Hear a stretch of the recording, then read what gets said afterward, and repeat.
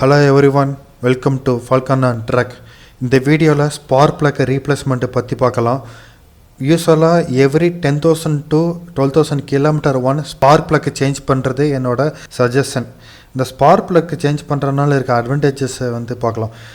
First thing, ஃபியூலோட efficiency. New spark plug change பண்ணுறதுனால proper firing இருக்கிறனால உங்களோட பைக்கோட மைலேஜ் கண்டிப்பாக இன்க்ரீஸ் ஆகும்.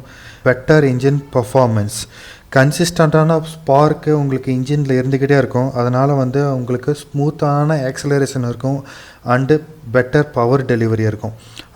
ஸ்டார்டிங் இஷ்யூஸ் உங்களுக்கு கண்டிப்பாக வராது.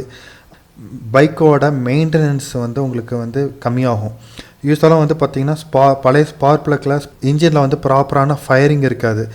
ஸோ அதனால் உங்களுக்கு பைக்குக்கு ஒரு சில மேஜர் இஷ்யூஸ் வரும். அதை ப்ரிவென்ட் பண்ணிக்கலாம். ஸோ இந்த வீடியோவில் நான் ஸ்பார்க் பிளக் சேஞ்ச் பண்ணுறதை உங்களுக்கு நான் கவர் பண்ணியிருக்கிறேன். கீப் வாட்சிங் அண்ட் ஸ்டே வித் மீ.